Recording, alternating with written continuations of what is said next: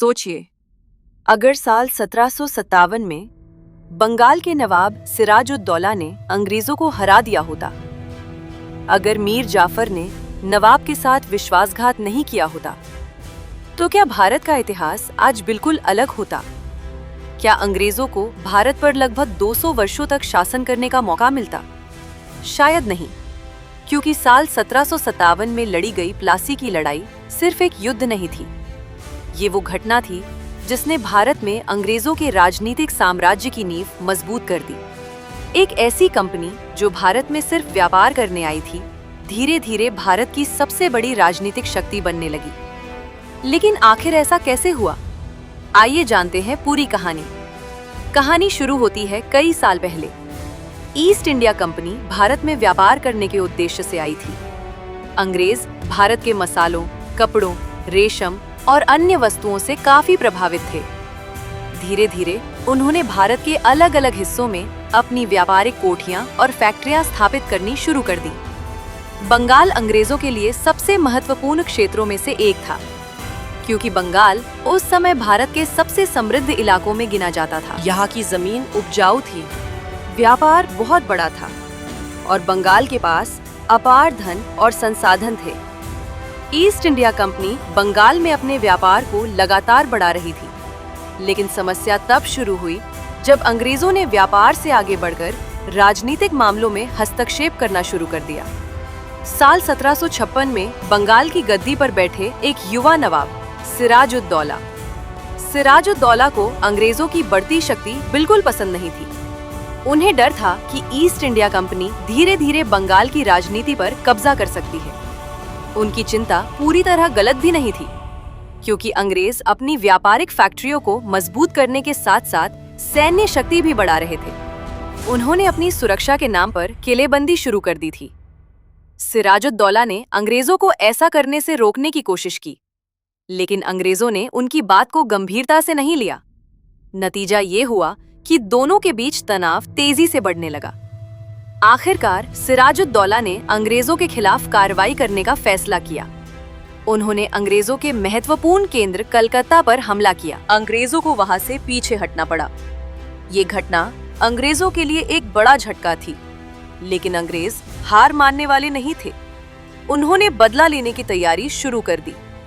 अब कहानी में प्रवेश होता है एक ऐसे व्यक्ति का जिसने आगे चलकर भारत के इतिहास को बदलने में महत्वपूर्ण भूमिका निभाई। उसका नाम था Robert Clive. Robert Clive east India company का एक महत्वपूर्ण अधिकारी था।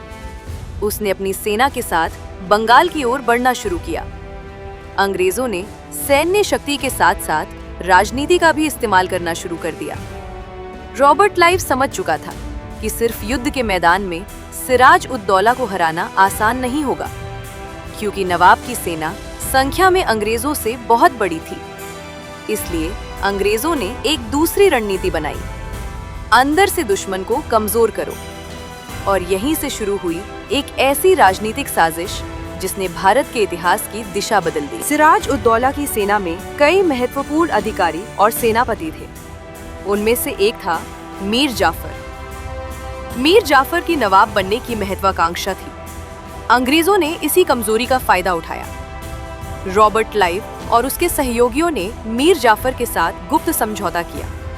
कहा गया कि अगर अंग्रेज जीत गए तो सिराजुद्दौला को हटाकर मीर जाफर को बंगाल का नवाब बना दिया जाएगा। इस समझौते ने आने वाले युद्ध का परिणाम लगभग तय कर दिया था। लेकिन सिराजुद्दौला को इस साजिश की पूरी जानकारी नहीं थी। उन्हें विश्वास था कि युद्ध के समय उनके सेनापति और सैनिक पूरी ताकत से उनके लिए लड़ेंगे। लेकिन उन्हें नहीं पता था कि उनकी सेना के भीतर ही विश्वासघात की नींव रखी जा चुकी थी। और फिर आया वो ऐतिहासिक दिन, 23 जून 1757। स्थान था प्लासी। ये जगह बंगाल के मुर्शिदाबाद के पास स्थित थी। एक तरफ था सिराजुद्दौला का विशाल सैन्य दल, दूसरी तरफ थी रॉबर्ट क्लाइव के नेतृत्व में ईस्ट इंडिया कंपनी की सेना। सिराजुद्दौला की सेना संख्या में बहुत बड़ी थी। अंग्रेजों की सेना उसके मुकाबले काफी छोटी थी।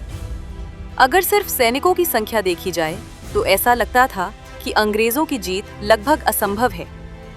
लेकिन युद्ध सिर्फ सैनिकों की संख्या से नहीं जीता जाता। कभी कभी राजनीति, कभी कभी रणनीति और कभी कभी विश्वासघात युद्ध का परिणाम बदल देते हैं। प्लासी के मैदान में भी कुछ ऐसा ही हुआ। जैसे ही युद्ध शुरू हुआ, दोनों पक्षों के बीच संघर्ष शुरू हो गया। लेकिन सिराज-उद-दौला की पूरी सेना अंग्रेजों के खिलाफ सक्रिय रूप से नहीं लड़ी। मीर जाफर और उसके समर्थक सैनिक बड़ी संख्या में मौजूद थे, लेकिन उन्होंने निर्णायक भूमिका नहीं निभाई। नवाब को उम्मीद थी कि उसकी विशाल सेना अंग्रेजों को आसानी से पराजित कर देगी, लेकिन जब उसे अपनी सेना के कुछ महत्वपूर्ण हिस्सों से अपेक्षित समर्थन नहीं मिला, तो स्थिति बदलने लगी। रॉबर्ट क्लाइव ने इस स्थिति का फायदा उठाया। अंग्रेजों की सेना ने लगातार दबाव बनाया और धीरे धीरे सिराज-उद-दौला की स्थिति कमजोर होती चली गई। कुछ ही समय में युद्ध का परिणाम स्पष्ट होने लगा। सिराज-उद-दौला को समझ आ गया कि वो युद्ध हार चुके हैं। प्लासी का मैदान अंग्रेजों के हाथ में जा चुका था। ईस्ट इंडिया कंपनी जीत चुकी थी और सिराज-उद-दौला हार चुके थे। लेकिन असली कहानी अब शुरू होने वाली थी। युद्ध हारने के बाद सिराज-उद-दौला ने अपनी जान बचाने की कोशिश की, लेकिन वो ज्यादा समय तक बच नहीं सके।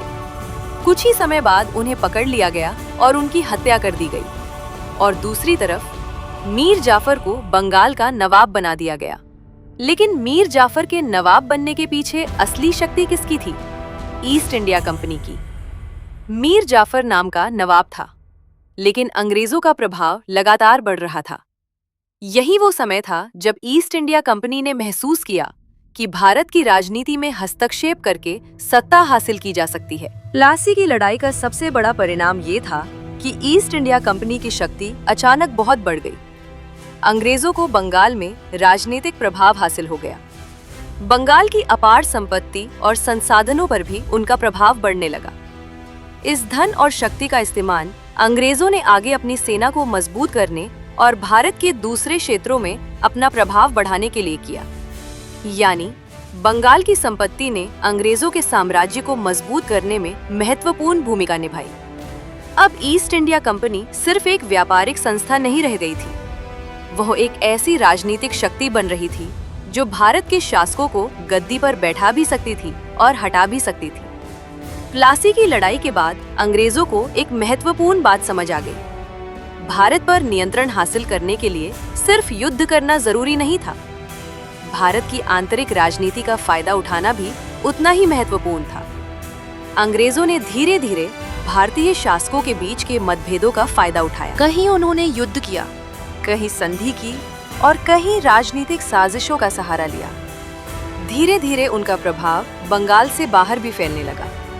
कुछ वर्षों बाद 1764 में बक्सर की लड़ाई हुई। इस युद्ध में अंग्रेजों की जीत ने भारत में उनकी शक्ति को और मजबूत कर दिया। इसके बाद 1765 में ईस्ट इंडिया कंपनी को बंगाल, बिहार और उड़ीसा में राजस्व वसूलने का अधिकार मिला। अब अंग्रेजों के पास सिर्फ व्यापार ही नहीं था, उनके पास धन था, सेना थी और राजनीतिक शक्ति भी थी। अब सवाल है, प्लासी की लड़ाई इतनी महत्वपूर्ण क्यों थी? क्योंकि इस लड़ाई ने भारत के इतिहास की दिशा बदल दी। 1757 से पहले ईस्ट इंडिया कंपनी भारत में एक विदेशी व्यापारिक कंपनी थी, लेकिन प्लासी के बाद वो धीरे धीरे भारत की सबसे शक्तिशाली राजनीतिक ताकतों में से एक बन गई। इस जीत ने अंग्रेजों को बंगाल में मजबूत आधार दिया। बंगाल की संपत्ति और राजस्व ने कंपनी की सैन्य शक्ति को बढ़ाने में मदद की और फिर अगले कई दशकों में अंग्रेजों ने भारत के अलग अलग हिस्सों में अपना नियंत्रण बढ़ाया। आखिरकार 1858 में ईस्ट इंडिया कंपनी का शासन समाप्त हुआ और भारत सीधे ब्रिटिश क्राउन के अधीन आ गया। लेकिन इस पूरे सफर की शुरुआत को समझने के लिए हमें वापस जाना पड़ता है 1757 के प्लासी के मैदान में। अब एक दिलचस्प सवाल, अगर सिराज-उद-दौला प्लासी की लड़ाई जीत जाते तो क्या होता? इसका निश्चित जवाब कोई नहीं दे सकता, लेकिन इतना जरूर कहा जा सकता है कि भारत का इतिहास काफी अलग हो सकता था। शायद ईस्ट इंडिया कंपनी को बंगाल से पीछे हटना पड़ता, शायद अंग्रेजों का राजनीतिक प्रभाव इतनी तेजी से नहीं बढ़ता, शायद भारत में ब्रिटिश साम्राज्य की स्थापना बहुत मुश्किल हो जाती। लेकिन इतिहास में अगर का कोई स्थान नहीं होता। जो हुआ वही इतिहास बन गया और 23 जून 1757 को प्लासी के मैदान में जो कुछ हुआ, उसने आने वाली पीढ़ियों के भारतीय इतिहास पर गहरा प्रभाव डाला। प्लासी की लड़ाई हमें इतिहास की एक बड़ी सीख देती है। किसी भी देश की ताकत सिर्फ उसकी सेना में नहीं होती। एकता, विश्वास और राजनीतिक समझदारी भी उतनी ही महत्वपूर्ण होती है। प्लासी में अंग्रेजों की जीत सिर्फ उनकी सैन्य शक्ति की वजह से नहीं हुई थी। राजनीतिक साजिशों, आंतरिक मतभेदों और विश्वासघात ने भी इसमें महत्वपूर्ण भूमिका निभाई। इसलिए इतिहासकारों के लिए 1757 की प्लासी की लड़ाई भारत के इतिहास का एक महत्वपूर्ण टर्निंग पॉइंट मानी जाती है। एक ऐसी लड़ाई जिसने एक नवाब को सत्ता से हटा दिया, एक ऐसी लड़ाई जिसने ईस्ट इंडिया कंपनी को भारत में राजनीतिक शक्ति बनने का रास्ता दिया, और एक ऐसी लड़ाई जिसके बाद भारत के इतिहास की दिशा हमेशा के लिए बदल गई। 23 जून 1757, प्लासी का मैदान।